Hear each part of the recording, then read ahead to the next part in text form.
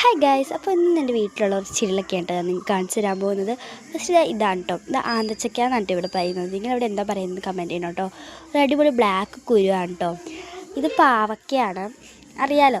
ഇതിനകത്ത് കുറേ പൂ ഉണ്ടായിട്ടുണ്ട്, പക്ഷേ ഇത്രയൊന്നും പാവയ്ക്ക ഉണ്ടാവില്ല, കൊഴിഞ്ഞു പോകും. നല്ല ഭംഗിയുള്ള യെല്ലോ കളർ പൂവാണ് കേട്ടോ. ഇത് പയർ കുറ്റിപ്പയറുണ്ട്, പടർന്ന് കയറുന്നതും ഉണ്ട് കേട്ടോ.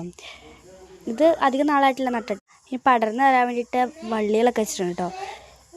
ഇതൊരു മുളകാണ് കേട്ടോ, അത്യാവശ്യം നീളമുള്ളൊരു മുളകാണ്. നല്ല ഭംഗിയുണ്ട്, നിൽക്കണ കാണാനായിട്ട് നല്ല രസമുണ്ട് കേട്ടോ.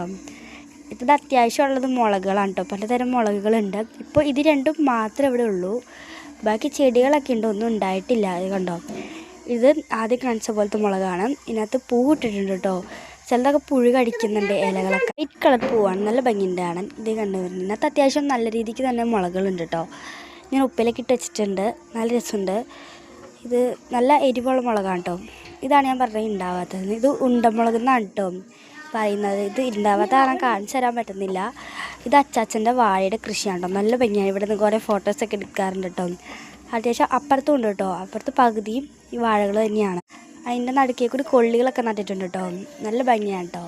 ഇത് അച്ഛൻ ഒരു കുഞ്ഞി കമ്പ് കൊണ്ട് നട്ടതാണ്, ഇപ്പം ഇത്രയും ആയിട്ടുണ്ട്. നല്ല രസമില്ലേ.